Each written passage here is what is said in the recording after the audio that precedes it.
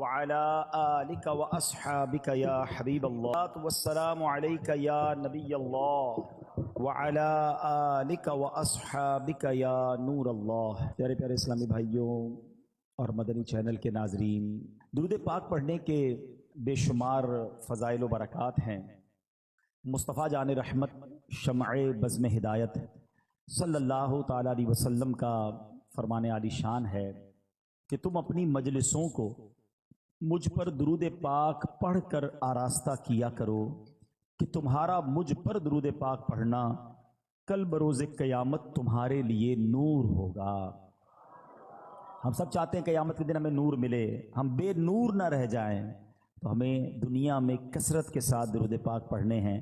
آئیے مل کر محبت کے ساتھ بآواز بلند درود پاک پڑھ لیں۔ صلو علی الحبیب صلی اللہ تعالی علی محمد صلی اللہ علیہ وسلم۔ پیارے اسلامی بھائیوں، دعا یقیناً یہ ایک بڑا کمال کا عمل ہے، بہت شاندار عبادت ہے۔ دعا کے بارے میں قرآن پاک کی آیات بھی ہیں، احادیث بھی ہیں۔ اللہ قرآن میں فرماتا ہے ادعونی استجب لکم، تم مجھ سے مانگو میں تمہیں عطا کروں گا۔ احادیث میں نبی پاک نے فرمایا الدعاء مخ العبادہ، دعا عبادت کا مغز ہے۔ بے شمار واقعات دعا کی قبولیت کے ملتے ہیں، اور اس کے ساتھ ساتھ علماء نے کئی جگہوں پر دعا کی قبولیت کے اسباب بھی لکھے کہ دعا کن کن چیزوں سے قبول ہوتی ہے، کن کن اوقات میں قبول ہوتی ہے، کن کن وقتوں میں قبول ہوتی ہے، کن کن مقامات پر قبول ہوتی ہے، اور دعا سے پہلے کیا کیا جائے کہ دعا ہماری مقبول ہو جائے۔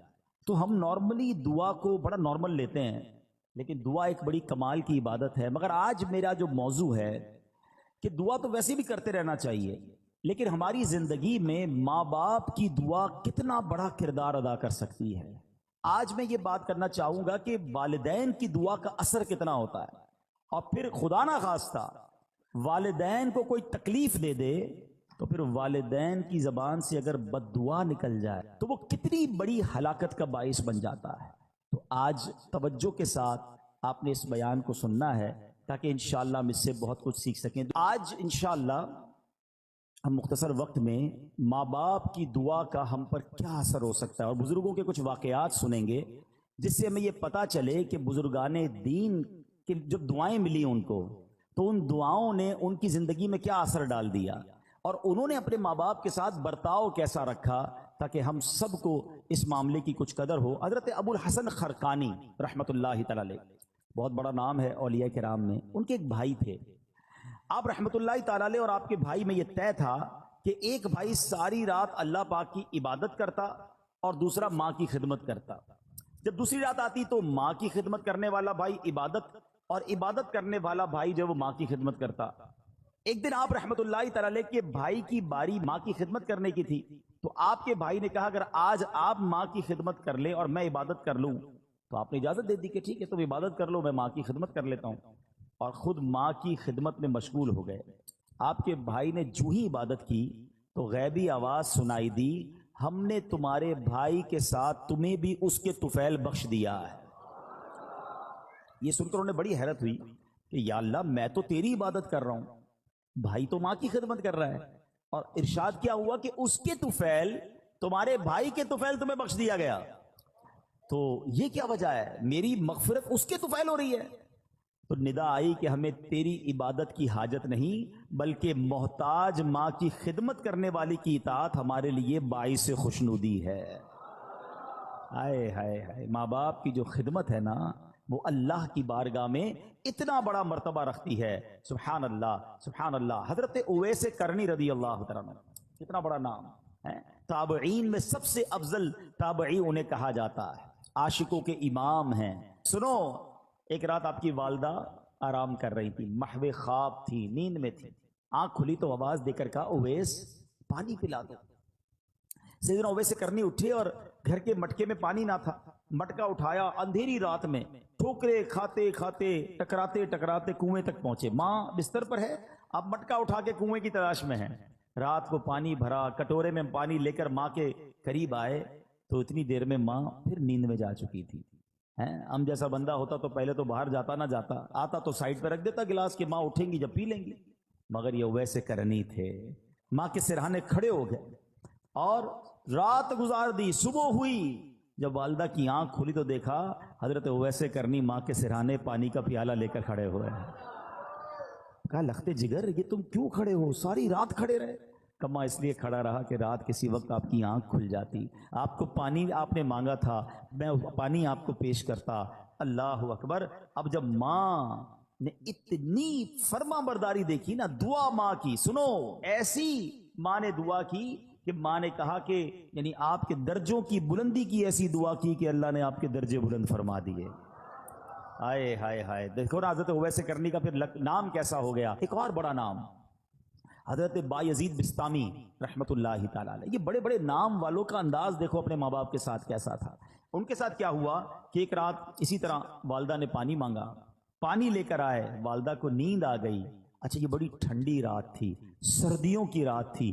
کہتے ماں کے سرانے پیالہ لے کر کھڑا ہو گیا، لیکن ہوا یہ کہ پانی جو ہے میرے ہاتھ پر جو گرا تھا وہ ہاتھ پر پانی جم گیا. یعنی اتنی ٹھنڈ تھی. ماں کی آنکھ کھلی، کہا اے بایزید کیوں کھڑے ہو؟ کہ ماں آپ کو پانی پیش کرنا تھا. جب پیالہ اپنے ہاتھ سے الگ کیا تھوڑی سی خال بھی اکھڑ گئی، تھوڑا سا خون بھی بہنے لگا کیونکہ پانی برف بن چکا تھا.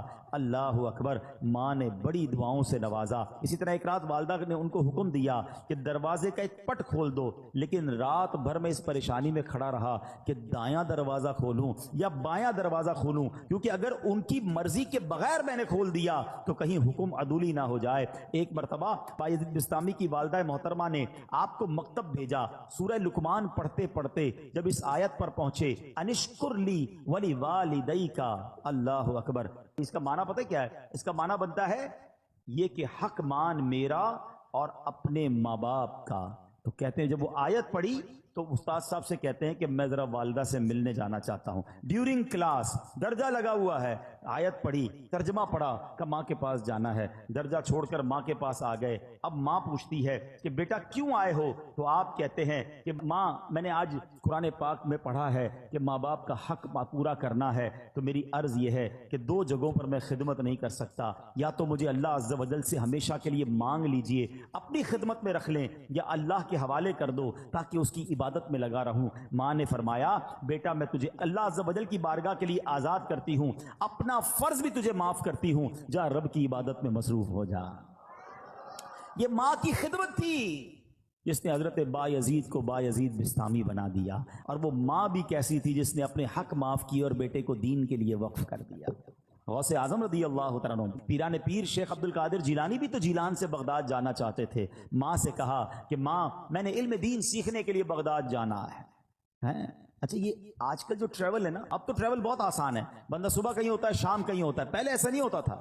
پہلے ٹریول بڑا مشکل، بیچ میں بڑا جناب ڈاکو آتے تھے، گھاٹیاں آتی تھیں. بلکہ آپ زیادہ دور نہ جائیں. اب یہاں جو بزرگ بیٹھے ان سے پوچھیں 1950-60 میں جو لوگ حج پہ جاتے تھے 5-5 6-6 مہینے کا سفر ہوتا تھا. گاڑیوں میں جاتے تھے، بسوں میں، پاکستان سے بس جاتی تھی حج کے لیے. اور جناب کئی لوگ تو واپس ہی نہیں آ پاتے تھے کیونکہ اتنے مشکل راستے، بیمار ہو جاتے تھے، وہ فیسلٹیز نہیں تھی. یہ تو میں آپ کو 50 سال پرانی 70 سال پرانی بات بتا رہا ہوں. صدیوں پرانا سفر کیسا ہوتا ہوگا. غوث پاک کی ماں نے آپ کو کیا کہا کہ بیٹا ٹھیک ہے اب جاؤ، اب ہماری محشر میں ملاقات ہوگی. ماں نے ان کا حق معاف کر دیا کہ میری خدمت نہ کرو، دین کی خدمت کرو. کیسے ماں باپ تھے. اور پھر کیا نصیحت کی تھی کہ بیٹا ہر حال میں سچ بولنا. وہ واقعہ یاد ہے نا کہ جب ڈاکوؤں نے آپ کو پکڑا اور آپ نے اپنا مال بتا دیا. اور کیوں بتایا؟ کہ ماں سے وعدہ کیا ہے ہر حال میں سچ بولنا، مال جاتا ہے تو چلا جائے. وہ ڈاکوؤں کا سردار رونے لگا کہ تم ماں سے کیے ہوئے وعدے کو پورا کر رہے ہو، میں بھی اپنے ویب سے کتنے وعدے کیے، میں کیوں پورے نہیں کرتا. پورے ڈاکوؤں نے توبہ کر لی اور مال بھی واپس لوٹا دیا.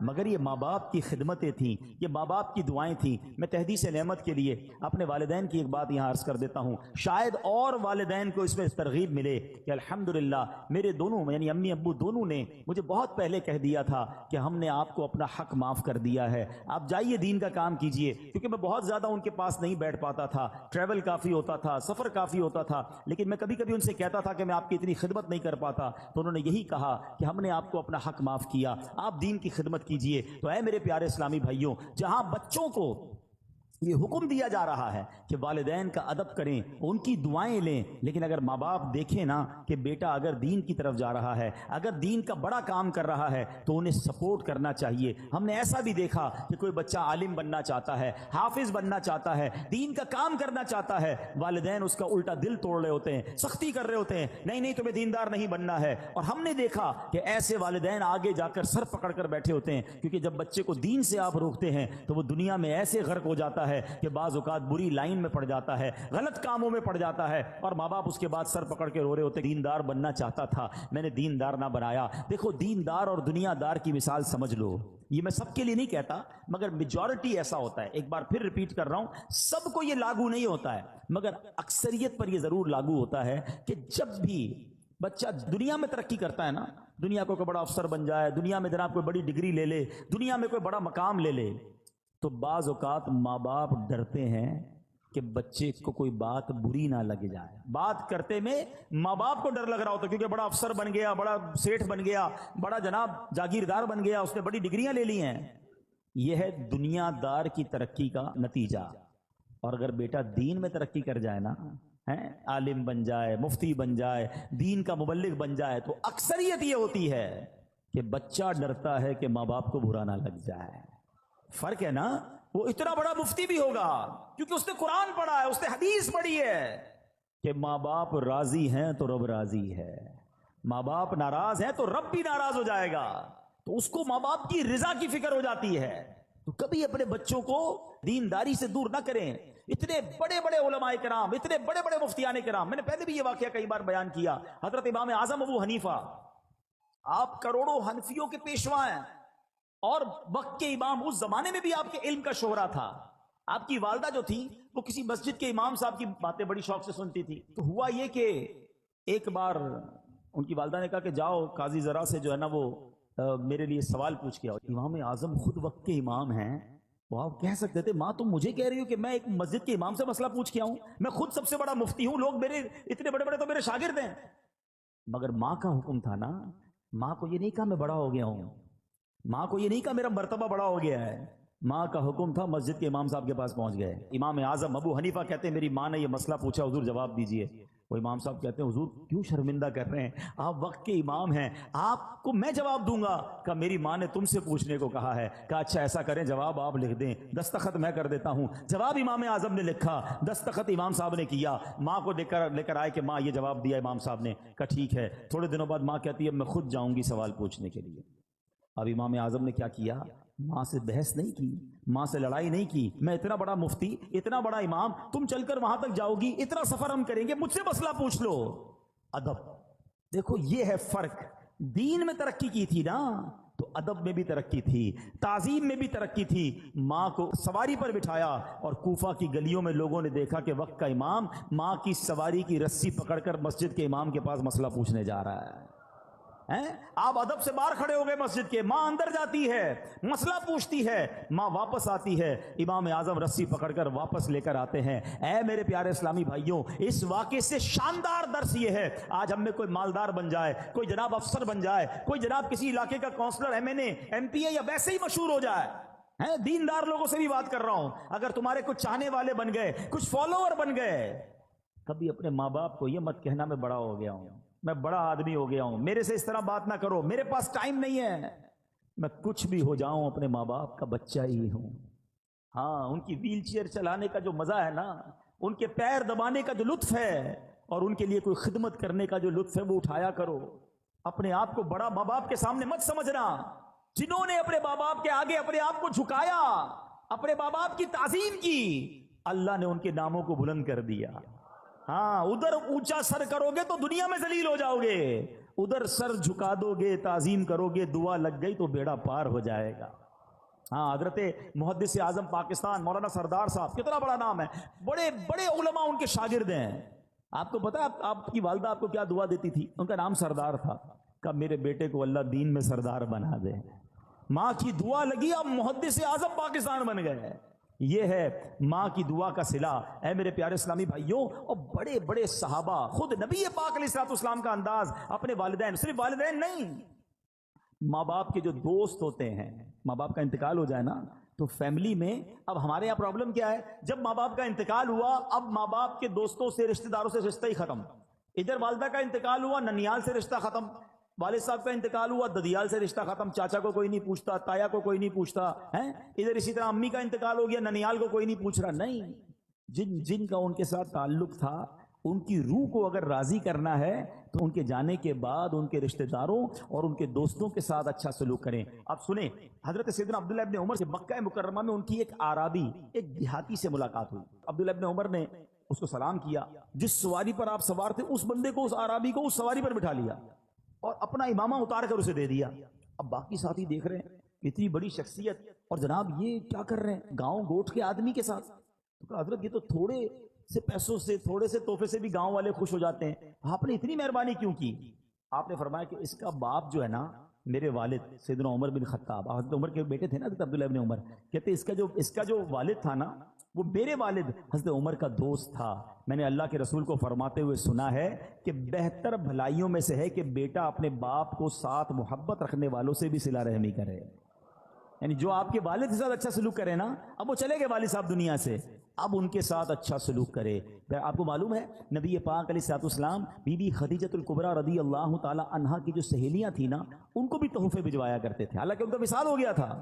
یہ سبق ہے ہم سب کے لیے، بعض اوقات ہمارے والد کا بڑا گہرا دوست ہمارے سامنے آ جاتا ہے، اب ابو تو رہے نہیں، بندہ اس کو گھاس ہی نہیں ڈالتا، ارے کھڑے ہو کے ہاتھ چومے اس کا، یہ آپ کے چچا کی مانند ہے، اس کی عزت کرو گے تو والد کی روح خوش ہو جائے گی، اپنے اصلی چچا کی خدمت کریں، چچا زاد بھائی بہنوں کا خیال رکھیں۔ لیکن آج ایسا ہوتا نہیں ہے۔ اے میرے پیارے اسلامی بھائیوں، اگر آپ آخرت میں ترقی چاہتے ہو ماں باپ کی دعائیں ضرور لینا، یہ دعائیں پار لگا دیتی ہیں۔ سنو پیارے آقا علیہ الصلوۃ والسلام کا انداز کیا تھا۔ ایک بار نبی پاک علیہ الصلوۃ والسلام کو حضرت ابو طفیل رضی اللہ عنہ فرماتے ہیں کہ ہم نے نبی پاک علیہ الصلوۃ والسلام کو دیکھا کہ آپ مقام جعرانہ میں، جو ماشاءاللہ بڑا عمرہ کرنے گئے ان کو پتہ ہے جگہ، کہ وہاں وہ گوشت تقسیم فرما رہے تھے۔ میں اس وقت چھوٹا تھا اور اونٹ کی ہڈی اٹھائے ہوئے تھا کہ ایک عورت سامنے سے آئی، حتیٰ کہ وہ نبی پاک کے قریب پہنچی تو پیارے آقا نے اپنی چادر مبارک بچھا دی جس پر وہ بیٹھی۔ جب وہ چلی گئیں تو میں نے کہا یہ کون تھی؟ صحابہ کرام نے فرمایا یہ نبی پاک علیہ الصلوۃ والسلام کی رضائی والدہ تھیں۔ حضرت ملا علی قاری فرماتے ہیں یہ حلیمہ سعدیہ تھیں۔ آقا کو دودھ پلایا تھا نا، نبی پاک نے یاد رکھا اور جب وہ آئیں تو اپنی چادر بچھائی، ان کو سب کے سامنے تعظیم دی۔ اللہ اکبر، لکھا ہے کتابوں میں کہ نبی پاک کے پاس آئیں تو آقا ان کے لیے کھڑے ہو گئے، ان کی تعظیم کی، ان کے ساتھ خوش خلقی سے پیش آئے، ان کی خاطر چادر بچھائی۔ اللہ اکبر، یہ کتنا بڑا انداز ہے نبی پاک کا، سبق ہے ہمارے لیے کہ اگر بچپن میں کسی نے مجھے کھلایا ہے، پلایا ہے، ساتھ دیا ہے، صرف ماں باپ نہیں، ہمارے کچھ رشتہ دار ہوتے ہیں جنہوں نے بچپن میں ہمارے ساتھ بھلائی کی ہوتی ہے، ہمیں سپورٹ کیا ہوتا ہے، کسی نہ کسی موقع پر بہت سارے رشتہ داروں نے ہمارے ساتھ بھلائی کی ہوگی مگر ہمیں وہ یاد نہیں رہتی۔ ہماری خالہ ہے، ہماری پھوپھی ہے، ہمارے خالہ جان ہے، خالو ہیں، یقیناً جہاں جہاں پردے کے معاملات ہوں گے ہم ان شرعی تقاضوں کو تو خیال رکھیں گے، مگر حسن سلوک، خیر و عافیت پوچھنا، کبھی کوئی تحفہ بھجوا دیا، اللہ نے تھوڑا مال دیا تو اپنے رشتہ داروں میں تقسیم کیا، یہ شریعت کہتی ہے اور یہ کتنا بڑا کمال کی بات ہے۔ دیکھو ماں باپ کی بات تو اپنی جگہ، ماں باپ کے رشتہ داروں کا مقام کیا ہے آپ سنیں گے، آپ کا ایمان تازہ ہو جائے گا۔ ایک بار نبی پاک علیہ الصلوۃ والسلام کے پاس ایک شخص آیا اور آ کر کہتا ہے کہ حضور مجھ سے گناہ ہو گیا ہے، کیا میری جو ہے توبہ قبول ہو جائے گی؟ اب ذرا غور سے سنیے گا، میری توبہ قبول ہو جائے گی، مجھ سے گناہ ہو گیا ہے۔ اب نبی پاک نے اس کے سوال پہ کیا کہا؟ پیارے آقا علیہ الصلوۃ والسلام فرمایا کیا تیری والدہ ہے؟ کہتا حضور نہیں، والدہ کا تو انتقال ہو گیا ہے۔ ہائے ہائے، تو نبی پاک نے کیا فرمایا؟ فرمایا تیری خالہ ہے؟ جی حضور خالہ زندہ ہے۔ سرور کائنات علیہ الصلوۃ والسلام نے فرمایا اپنی خالہ سے حسن سلوک کرو۔ یار اگر یہ سمجھ آ جائے نا بات، ہمیں معافی گناہوں کی چاہیے، اللہ سے معافی چاہیے، سلوک ماں سے اچھا کرو، ماں نہیں تو ماں کی بہن کے ساتھ، خالہ کے ساتھ اچھا سلوک کرو، اللہ تمہارے گناہ معاف فرما دے گا۔ اب آپ سوچیں جو ماں باپ کی خدمت کر رہا ہے اس سے رب کتنا راضی ہوگا، مگر آج لوگوں کے پاس ماں باپ کی خدمت کا ٹائم نہیں ہے، بہت بیزی ہوں، بڑی مصروفیت ہے، دوستوں میں جا رہا ہوں، نہیں ابو میرے پاس ٹائم نہیں، امی میں بہت مصروف ہوتا ہوں۔ نہ کیا کرو ایسا، تمہارے گھر میں جنت موجود ہے، تمہارے گھر میں مغفرت کا دروازہ موجود ہے، تمہارے گھر میں رب کی رضا موجود ہے، مگر تم ادھر ادھر دوڑ رہے ہو، ادھر ادھر بھاگ رہے ہو۔ اے میرے پیارے اسلامی بھائیوں، آئیے میں چند حدیثیں سناتا ہوں، آپ کا ایمان تازہ ہو جائے گا۔ ایک بار حضرت ابو اسحاق رحمۃ اللہ تعالی، پہلے ایک روایت سن لیں کہ خدمت میں شخص حاضر ہوا، عرض کی حضور میں نے رات کو خواب میں دیکھا کہ آپ کی داڑھی جو ہے وہ ہیرے جواہرات سے سجی ہوئی ہے۔ بزرگ کو کسی اور نے خواب میں دیکھ کر آ کر کہا کہ میں نے خواب میں دیکھا کہ آپ کی داڑھی جو ہے اس میں ہیرے جواہرات ہیں۔ تو آپ نے فرمایا تو سچ کہتا ہے، یعنی تیرا خواب سچا ہے، کیونکہ میں نے کل سونے سے قبل اپنی داڑھی جو ہے اپنی ماں کے تلووں کو لگائی تھی۔ آئے ہائے ہائے، یہ اسی کی برکت ہے، یہ ہے ماں باپ۔ سبحان اللہ۔ نبی پاک علیہ الصلوۃ والسلام فرماتے ہیں والدین جنت کے دروازوں میں سے درمیانی دروازہ ہے، اب تجھے اختیار ہے چاہے اس دروازے کو ضائع کر دے یا اس کی حفاظت کر دے۔ ایک اور جگہ نبی پاک فرماتے ہیں، کسی نے پوچھا کہ یا رسول اللہ والدین کا حق اس کی اولاد پر کیا ہے؟ آپ علیہ الصلوۃ والسلام نے فرمایا والدین ہی تیری جنت اور دوزخ ہیں۔ اب یہ بڑی ایک لائن ہے مگر اس کو سمجھو، خدمت کر لی، راضی کر لیا تو یہی تیری جنت ہے، اور اگر ان کو ناراض کر لیا نا، بعض اوقات ساری دنیا راضی ہوتی ہے ہم سے، محلے والے بڑے خوش ہوتے ہیں، نمازی ہماری بڑی تعریف کر رہے ہوتے ہیں، مگر ماں باپ ناراض ہوتے ہیں۔ فرمایا یہی تیری جنت ہے، یہی تیری دوزخ ہے۔ اگر یہ ناراض ہو گئے نا تو پھر تباہی ہے، پھر بربادی ہے۔ اس کا مطلب یہ ہوا کہ پریورٹی کیا دینی ہے کہ ماں باپ راضی رہیں، ماں باپ خوش رہیں، اور سبحان اللہ جب وہ دعا دے دے نا، آئے ہائے، واقعات تو اتنے ہیں دعا کے کہ ماں باپ کی دعا سے کون کہاں پہنچ گیا۔ اچھا ایک اور بات یاد رکھیے گا کہ دعا میں بھی جو ہے نا ایک یہ ہوتا ہے کہ ہم کہتے ہیں امی دعا کر دیں، ابو دعا کر دیں، اچھی بات ہے، مزہ پتہ کیا ہے، میں کہوں نا، میں خدمت ایسی کروں کہ ان کے دل سے دعا نکلے، ہاں وہ جو اثر رکھتی ہے نا، ایمان تازہ ہو جائے گا۔ سنو ایک واقعہ، ایک گناہگار نوجوان کا انتقال ہوا، اس کو کسی نے خواب میں جنت میں حاجیوں کے ساتھ ٹہلتے دیکھا۔ اچھا حج اس نے کیا نہیں تھا بھی گناہگار، پہلے تو جنت میں کیسے پہنچا؟ دوسرا سوال حاجیوں کے ساتھ کیوں ہے؟ تو کسی نے کہا کہ تو تو بڑا گناہگار تھا، تیرا تو کوئی عمل بھی نہیں، ہمیں نہیں پتہ یہ سارے وارے نیارے کیسے ہو گئے؟ کہا میری ایک ضعیف ماں تھی، میں جب مکان سے باہر جاتا تھا نا تو اپنا سر ان کے قدموں میں رکھ دیتا، قدم چومتا، اس کے بعد باہر نکلتا۔ میری ماں مجھے دعا دیا کرتی تھی اللہ تجھے بخش دے اور تجھے حج کا ثواب عطا فرمائے۔ آئے ہائے، کہتا ہے اللہ نے میری ماں کی دعا قبول کر لی، مجھے بخش بھی دیا اور مجھے حاجیوں کے ساتھ بھی کر دیا۔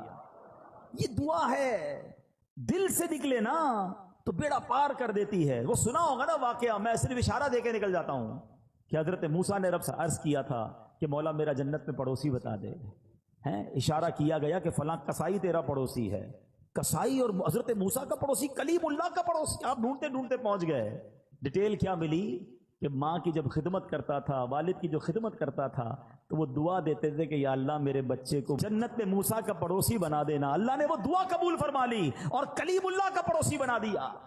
دعا لیا کرو اپنے ماں باپ کی، جس کے ماں باپ زندہ ہیں، دل سے دعا لیا کرو، خوش کر دو ان کو، جو وہ چاہیں انہیں دو، کیونکہ یہ دعا تمہارے سارے غم سارے دکھ دور کر دے گی۔ سنو سنو، امام بخاری کو کون نہیں جانتا؟ ہم سب امام بخاری کا بڑا تذکرہ سنتے ہیں۔ وقت کے امام بخاری شریف جنہوں نے لکھی، امام بخاری کی بچپن میں آنکھیں ہی چلی گئی تھی، اب نابینا ہو گئے۔ ان کی ماں ان کے لیے دعا کرتی تھی اے اللہ عز و جل میرے بیٹے کی آنکھوں کی بینائی لوٹا دے۔ اس کی ماں نے ایک مرتبہ حضرت ابراہیم علیہ السلام کو خواب میں دیکھا، وہ فرما رہے ہیں تیری دعا کی وجہ سے اللہ تعالیٰ نے تیرے بیٹے کی آنکھیں لوٹا دی۔ صبح ہوئی تو دیکھا کہ واقعی امام بخاری کی آنکھیں واپس آ گئی تھی۔ ایسے نہیں کہتے ماں کی دعا جنت کی ہوا، ہاں طوفان ٹال دیتی ہے۔ اور یہ والدین کی جو دعا ہے نا، اس کا جو اثر ہے، سنو سنو احادیث میں سنو گے تو ایمان تازہ ہو جائے گا۔ سرکار دو عالم علیہ السلام فرماتے 3 دعاؤں کی قبولیت میں کوئی شک نہیں ہے، ہاں مظلوم کی دعا، مسافر کی دعا اور والدین کی دعا اپنی اولاد کے حق میں۔ اب یہاں 2 باتیں بڑی امپورٹنٹ ہیں، ایک تو والدین کی دعا لینی ہے، یہ تو بات چل رہی ہے، مگر مظلوم کی دعا، مظلوم نارملی اپنے خلاف ظلم ہونے والے پر دعا کرتا ہے، ہاں کبھی کسی پر ظلم نہ کر دینا، اگر اس نے ہاتھ اٹھا لیے نا تو پھر بربادی مقدر ہے۔ بندہ بعض اوقات کہتا ہے یار میرا کوئی کچھ نہیں بگاڑ سکتا، میرا بڑا پاور ہے، میرے سامنے کون بول سکتا ہے، جو کرنا ہے کر لو، اس طرح بھی کہتے لوگ۔ یہ مت سمجھو کہ وہ کچھ نہیں کر سکتا۔ ہاں پنجاب میں گیا پچھلے دنوں، ایک جملہ سنا جو کہ لرزہ آ گیا اس کے بعد، وہ لوگ کہتے ہیں مضبوط یا طاقتور آدمی سے مت ڈرو، ماڑے آدمی سے ڈرو۔ ماڑا پنجاب میں کہتے ہیں کمزور آدمی سے۔ میں نے پوچھا یار یہ کیوں کہتے ہیں؟ کہ جب کمزور آدمی ہاتھ اٹھاتا ہے نا تو یہ دعا عرش تک جاتی ہے۔ مظلوم جب اللہ کی بارگاہ میں فریاد کرتا ہے، یہ حدیث سنائی نا میں نے آپ کو، اس کی دعا نہیں رکتی، پھر قدرت کی طرف سے جب پکڑ آتی ہے نا ظالم کی تو وہ برباد ہو جاتا ہے۔ میں آپ کو ویسے ایک زندگی میں ایک مشورہ دیتا ہوں، کبھی کبھی آپ کو ایسا فیل ہونا کہ یار کاروبار اچھا خاصا چل رہا تھا، ڈسٹرب ہو رہا ہے، صحت بالکل ٹھیک تھی، گڑبڑ ہو رہی ہے، فیملی میں سب محبتیں تھیں، اب لڑائی جھگڑے شروع ہو گئے، کچھ چیزیں ڈسٹرب ہونے لگے نا، تو چیک کرنا کسی کی بددعا تو نہیں لے لی، کسی کی ہائے تو نہیں لے لی، کسی کا دل تو نہیں توڑ دیا۔ زندگی میں دل نہ توڑنا، دعائیں لینے والے بننا، ہائے لینے والے مت بننا، کیونکہ مظلوم نے اگر ہاتھ اٹھا لیا نا تو بیڑا غرق ہو جانا ہے۔ ایک اور حدیث سنیں، سرور کائنات علیہ الصلوۃ والسلام فرماتے ہیں 3 دعاؤں کی قبولیت میں کوئی شک نہیں ہے، مظلوم کی دعا، مسافر کی دعا، اور والد کی دعا اپنی اولاد کے حق میں۔ ہاں، باپ کی دعا، یہاں خاص والد کا ذکر کیا ہے۔ یہاں میں ایک اور مشورہ بھی دینا چاہوں گا، جتنے ماں باپ یہاں بیٹھے ہیں نا، اپنے بچوں کے لیے ضرور دعا کیا کریں۔ ہاں، آپ کی دعا ان کے لیے مقبول ہے۔ اچھا بعض اوقات ہمارا بچہ دل دکھا دیتا ہے، یا بچہ جو ہے وہ پسند نہیں آ رہا ہوتا، بات نہیں مانتا، ہم تو ماں باپ ہیں نا۔ جب اللہ نے ہمیں یہ مقام، اللہ کے حبیب علیہ الصلوۃ والسلام نے حدیث میں یہ مقام عطا کر دیا کہ ماں باپ کی دعا بچوں کے حق میں قبول ہوتی ہے، اب اللہ سے مانگو نا کہ اللہ اس کو نیک بنا دے، پرہیزگار بنا دے، میرا بھی فرما بردار کر دے، اپنا بھی فرما بردار کر دے، تاکہ اس بچے کا بیڑا پار ہو جائے۔ بدقسمتی یہ ہے کہ بعض اوقات کچھ ماں باپ اپنے بچوں کو بددعائیں دیتے ہیں، اچھا بعد میں پریشان بھی خود ہی ہوتے ہیں، کیونکہ جب آپ کہہ دیں گے اور قبول ہو گیا تو پھر اس کے بعد آپ ہی پریشان ہوں گے۔ اب ایک واقعہ سنیے گا، دعا کی بات کمپلیٹ ہو گئی، اب میں کچھ آپ کو ماں باپ اگر بددعا دے دیں تو اس میں کیا بیڑا غرق ہو جاتا ہے۔ اچھا بعض اوقات گناہگار مقبول بارگاہ الہی ہو جاتا ہے، ولی بن جاتا ہے ماں باپ کی دعا سے، اور اگر ماں باپ بددعا دے دیں تو اللہ کی بارگاہ کا مقبول یا نیک بندہ جو ہے نا وہ بھی کس طرح پھنس جاتا ہے۔ جریج ایک شخصیت ہے، نہایت نیک اور اللہ عز و جل کا مقبول بندہ تھا۔ کبھی اللہ عز و جل اپنے پیاروں کو بھی آزمائش میں ڈالتا ہے، جیسے جریج کو آزمائش میں ڈالا۔ جریج کی بارگاہ الہی میں مقبولیت کا اندازہ اس بات سے لگائیے کہ آپ نے دودھ پیتے بچے کو ہاتھ لگایا، وہ بول اٹھا اور آپ کے بے گناہ ہونے کی گواہی دی۔ یہ تو آپ کی روشن کرامت تھی، لیکن ہوا کیا تھا، واقعہ کیا ہوا تھا، اب ذرا یہ سمجھیے گا۔ یہ حدیث پاک ہے، حضرت ابو ہریرہ رضی اللہ تعالیٰ عنہ سے روایت ہے کہ نبی پاک علیہ الصلوۃ والسلام نے فرمایا جھولے میں دودھ پیتے بچوں میں 3 لوگوں نے کلام کیا، حضرت عیسیٰ علیہ السلام، نمبر 2 جریج کے متعلق ایک بچے نے کلام کیا۔ آقا فرماتے ہیں کہ وہ جریج کون تھا؟ ایک عبادت گزار شخص تھا، اس نے ایک عبادت گاہ بنائی ہوئی تھی جس میں وہ رہتا تھا۔ ایک دن ماں اس کے پاس آئی اور اس وقت وہ نماز پڑھ رہا تھا۔ ماں نے کہا اے جریج، نماز کے دوران پکارا تو آپ نے کہا کہ ایک طرف میری ماں ہے، ایک طرف نماز ہے، میں کیا کروں؟ نماز جاری رکھی، ماں چلی گئی۔ دوبارہ اگلے دن ماں آئی، پھر نماز پڑھ رہا تھا، ماں نے پکارا اے جریج، سوچا ایک طرف تو اللہ کی نماز ہے، پروردگار کی عبادت ہے، دوسری طرف ماں ہے، نماز جاری رکھی، ماں کا دل ٹوٹا، ماں نے اسے بددعا دی۔ ماں نے کہا کہ اے اللہ اس کو اس وقت تک موت نہ دینا جب تک کسی بری عورت کا یہ سامنا نہ کر لے۔ اب کیا ہوا؟ تو بنی اسرائیل کے لوگ آپس میں جریج کی عبادت کا بڑا ذکر کرتے تھے۔ ایک بد کردار حسین و جمیل عورت جو بری عورت تھی، اس نے بنی اسرائیل سے کہا اگر تم کہو تو میں اس کو اپنے فطرے میں پھنسا لیتی ہوں۔ پھر وہ عورت جریج کے پاس آئی، جریج نے اس کی طرف کوئی توجہ نہیں دی۔ وہ عورت اس چرواہے کے پاس آئی جو جریج کی عبادت کے پاس ہی رہتا تھا، اس بدبخت نے اس عورت کے ساتھ غلط کام کیا۔ اب اس عورت کے یہاں جب بچہ ہوا تو یہ جا کر اس نے الزام لگایا کہ یہ بچہ جریج کا ہے۔ لوگ جریج کی عبادت گاہ پر گئے اور اس کو نکالا، مارنا پیٹنا شروع کر دیا کہ تو بڑی عبادت گزار بنتا تھا، یہ تجھ پر اتنا بڑا الزام۔ اب جریج نے کہا مسئلہ کیا ہے؟ کہا یہ عورت کہتی تو نے غلط کام کیا، یہ بچہ تیرا ہے۔ جریج نے کہا پہلے مجھے ٹھہرو، نماز پڑھنے دو۔ 2 رکعت نماز پڑھی اور بچے کے پاس آیا، اس کے پیٹ میں انگلی چبو کر دریافت کیا اے لڑکے تمہارا باپ کون ہے؟ اس نے کہا یہ چرواہا میرا باپ ہے۔ لوگوں نے آگے بڑھ کر اب جریج کو بوسہ دیا، معافی مانگی، بولے ہم آپ کو سونے کی ایک عبادت گاہ تعمیر کر دیتے ہیں۔ جریج نے جواب دیا نہیں، تم دوبارہ مٹی سے ہی تعمیر کر دو، جیسے پہلے میری عبادت گاہ تھی ویسا ہی بنا دو۔ نبی پاک نے واقعہ سنایا، باتیں سیکھنے کو کیا ملی کہ ماں کا دل دکھایا تو آزمائش آئی نا، جو ماں نے کہا ایسا ہوا۔ یہ تو ٹھیک ہے کہ اللہ پاک نے اس کو آزمائش سے نکال دیا، لیکن ماں باپ کا دل کبھی نہیں دکھانا ہے. ہاں کتنا ہی تمہارا بڑا مرتبہ ہوا نا اور ماں باپ ناراض ہو گئے تو بہت بڑی مشکل میں آ جائیں گے. اسی طرح زمخشری یہ معتزلیوں کا بڑا بڑا عالم ہے، جنہوں نے کتابیں پڑھی ہیں وہ جانتے ہیں کہ اس کی ٹانگ کٹ گئی. لوگوں کے پوچھنے سے کہ کیسے ہوا تو کہا یہ میری ماں کی بد دعا کا نتیجہ ہے. معاملہ کیا ہے کہ بچپن میں ایک چڑیا میں نے پکڑی تھی اور اس کی ٹانگ ڈوری سے باندھ دی. اتفاق سے وہ میرے ہاتھ سے چھوٹ کر دیوار میں گھس گئی. اب جب میں اسے کھینچتا تھا تو ظاہر ہے اس کی ٹانگ تو باہر آ رہی تھی، چڑیا نہیں آ رہی تھی. تو میں نے ڈوری زور سے پکڑ کر کھینچی تو اس کی ٹانگ ہی باہر آ گئی. چڑیا اندر ہی رہ گئی، ٹانگ اس کی باہر آ گئی. میری ماں نے جب یہ دردناک منظر دیکھا تو بے ساختہ میری ماں کی زبان سے نکلا کہ جس طرح تم نے اس کا پاؤں کاٹا ہے اللہ تیرا پاؤں بھی کاٹے. حالانکہ وہ اس زمانے کا عالم تھا. وہ کہتا ہے بس میں بخارا کے سفر پر گیا علم سیکھنے، سفر کے دوران میں گر پڑا، ٹانگ پر شدید چوٹ آئی، ٹانگ کا زخم ایسا بگڑا کہ آخر مجھے اپنی ٹانگ کٹوانا ہی پڑی. یاد رکھنا امام بخاری کی آنکھیں آ گئی ماں کی دعا سے اور زمخشری کی ٹانگ چلی گئی ماں کی بد دعا سے. یہ سمجھنا ہے ماں باپ کی دعا کمال کا کام ہے، لیکن کبھی ان کا دل مت دکھانا. ایک شخص کے بارے میں آتا ہے کہ ماں نے آواز دی، اسے جواب نہیں دیا. ماں نے کہا تو گونگا ہو جائے، تو وہ گونگا ہو گیا. اچھا یہاں اب میں واپس اسی پوائنٹ کی طرف آؤں گا. ہم ماں باپ جو مجھے ماں باپ سن رہے ہیں، بچوں کو میں الگ سمجھا رہا ہوں، لیکن ماں باپ سے میری عرض یہ کہ کبھی بھی بچہ دل دکھائے نا بد دعا مت دینا. کیا پتا وہ قبولیت کی گھڑی ہو، کیا پتا وہ قبولیت کا وقت ہو اور آپ کی زبان سے نکلے اور وہی کام آپ کے بیٹے کے ساتھ ہو جائے.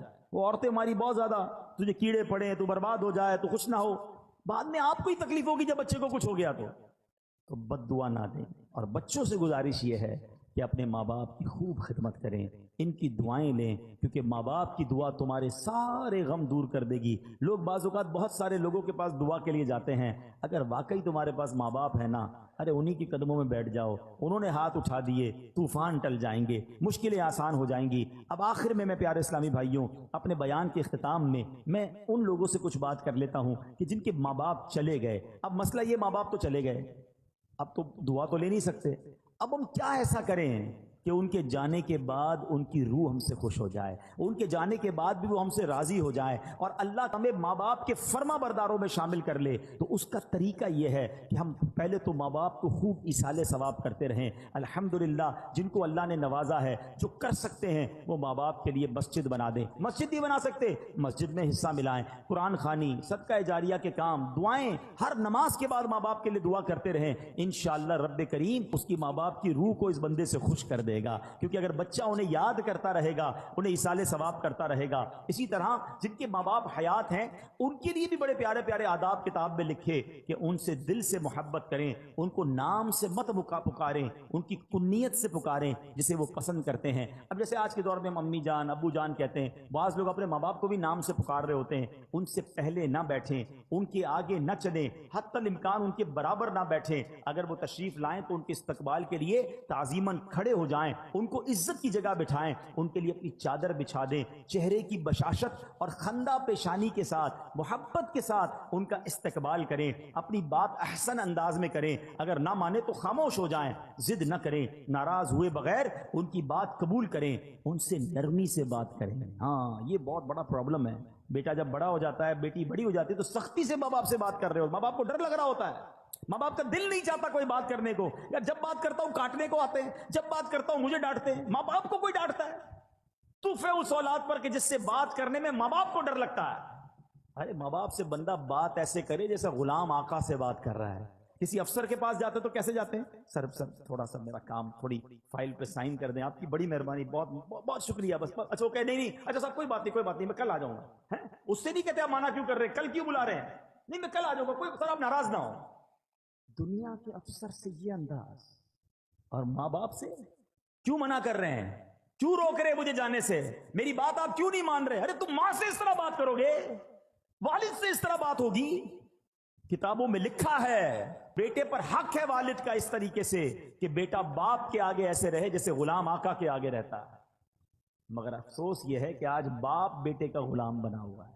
ہونا تو یہ چاہیے تھا کہ بیٹا باپ سے ریکویسٹ کرتا، ابو جان پلیز میری بات مان لیں، میرا یہ کام کر دیں، آپ کی بڑی بات نہیں. اچھا ہو سکتا ہے کہ یہ والد کا ایٹیٹیوڈ کسی بیٹے کو اچھا لگتا ہو، کسی ماں کا یہ انداز بیٹی کو اچھا لگتا ہو کہ میری ماں دیکھو کتنا ڈرتی ہے مجھ سے، ارے تف ہے تمہاری زندگی پر، تمہاری ماں اور تمہارے والد تم سے ڈر کے بات کر رہے ہیں، میں ان کا بیٹا ہوں، میں ان کی اولاد ہوں، میں ان کی ملکیت ہوں، وہ مجھ سے کس بات کا ڈریں گے؟ وہ مجھے حکم فرمائیں، وہ عرض نہ کریں، وہ آرڈر کریں مجھے، وہ حق ہے ان کا۔ مگر آج انداز ہی بدلتا جا رہا ہے، اور یقین جاننا یہ مکافات عمل ہے۔ اگر آپ نے اپنے ماں باپ کا ادب نہیں کیا نا، آپ اس کی ریفلیکشن اپنی اولاد میں دیکھیں گے۔ ہم نے دیکھا ہے کہ جو ماں باپ کا ادب کرتے ہیں اس کی اولاد بھی اس کا ادب کرتی ہے۔